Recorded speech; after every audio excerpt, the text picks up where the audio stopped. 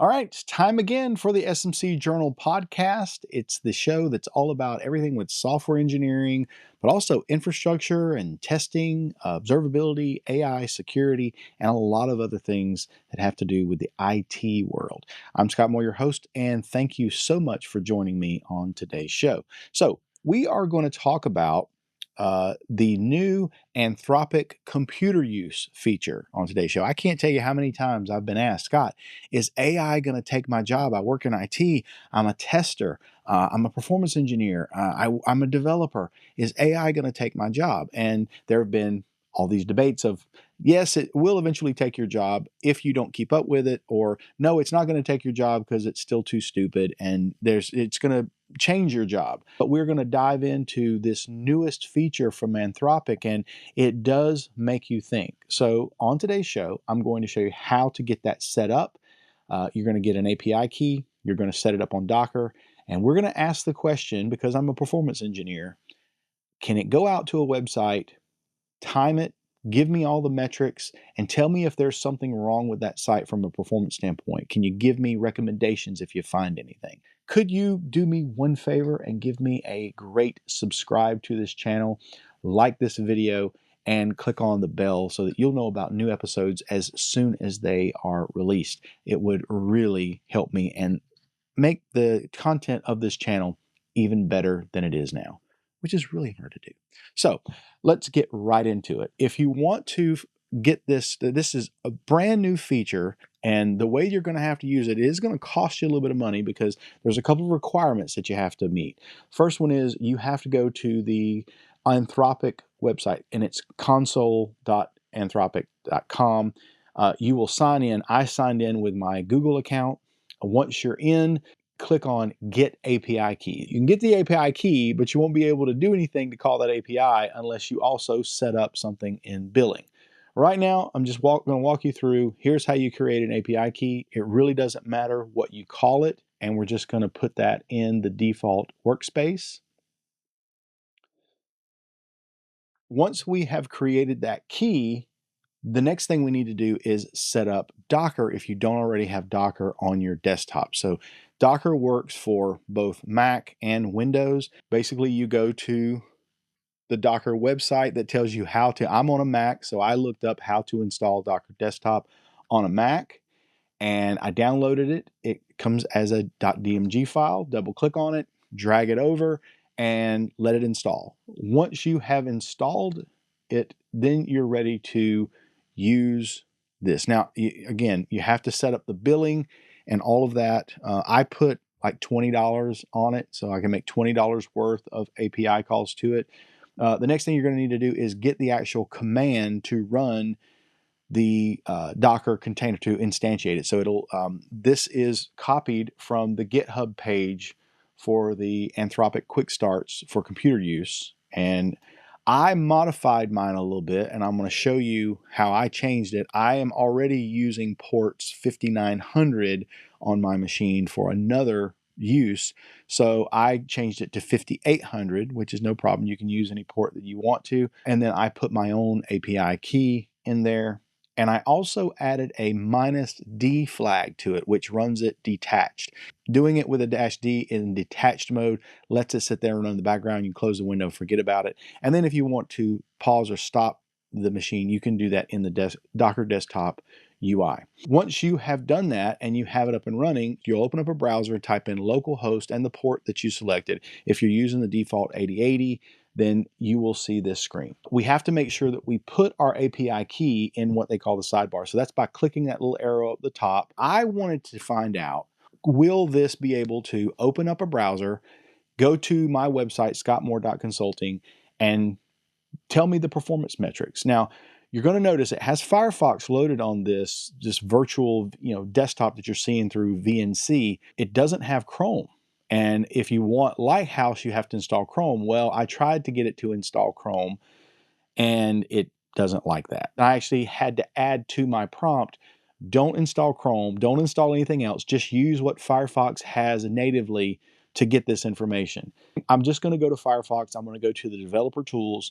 I'm going to pull the W3C metrics that have to do with time. I also wanted it to choose the full page rendering time as well, because I don't want just the individual metrics. I actually want to know how long did it take that page.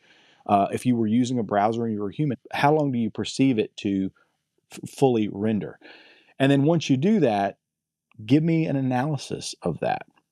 And so that's what it's doing here. Is it opens up the web page, it goes to the site, it opens up the developer tools, it pulls that information, and it's giving me web performance analysis. Now, the first thing I think of is, wow, if you're a functional automation person and you've been using any kind of language and frameworks and code to set up all of this, even infrastructure as code to do this kind of stuff, now with plain English, you can just say, go out and do this, and it uses a computer screen like you would use a computer screen. Is this going to take a functional automation person's job? I don't think we're necessarily there yet.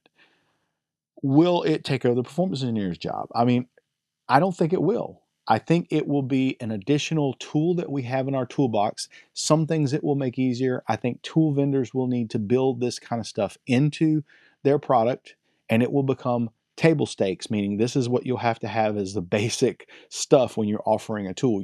We're going to have to make it easier and easier for people to get this information without having to write a bunch of code. This is the way to do it. It's buggy. You will be rate limited. So I tried to get it to just do a couple of simple things, and as it runs into a problem, it's making more and more API calls. And the quicker it makes those, the quicker it says, "Oh, you know what? You're asking too many calls," and it's got other people that are making a lot of calls to it at the same time. So I understand why it's kind of rate limiting people, but that's a little bit of an annoyance, and you have to wait so long before you can tell it to continue.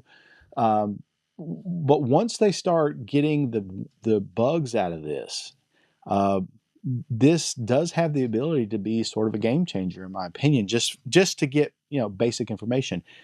But what will it look like in 3 years? As fast as we've seen machine learning, LLMs, and what we're calling AI, as the uses of it have expanded, and the more we're seeing of this, we're moving from being just generative AI, where we go out and ask ChatGPT for answers to something or tell us how to do something, to now we're moving into agentic AI. And that's what a lot of people in the AI community are touting as that is the real future, is the agents are going to go out and do something for you while you're off doing something else. You tell it to go do your bidding and it does it. That's the part where it starts replacing people. Now, there is a cost to this. And for me to just ask it to do this little thing, like go out and get this information for me, it cost me about 25 cents when I do this. And that's roughly having it get me the metrics and then making one follow-up call for that. If you were doing highly intensive work with it, it's probably going to cost you around $20 an hour. And that may be what you're paying somebody to do some of this kind of work before. Once this gets tweaked, will this be more productive than somebody you're paying $20 an hour right now to do that work? That's something that you need to be pondering and thinking about. The information that it provided to me is based on information that it has in its knowledge base about performance stuff. So as a performance engineer, as a senior performance engineer, I'm going to kind of go back in here and recheck a lot of this stuff and make sure that it's right. And I'm sure there's some things that I would probably look at and say, okay, well, yeah, that sounds good, but in this context, there may be something else that it didn't know about that has to do with the application as a whole, because this is just the front page of a website. What about all the other things? From where we were just 2 or 3 years ago to this now, and I had this up and running in literally less than 5 to 10 minutes. That's pretty impressive. That you got to admit, that's pretty impressive, and we've come a long way. And just from an automation standpoint, anybody who's been doing anything with functional automation, performance, security, how long before we're going to have it not just ask for performance information, but look at this page and pick out every defect that you can pull out using these parameters. Are you seeing anything in the console?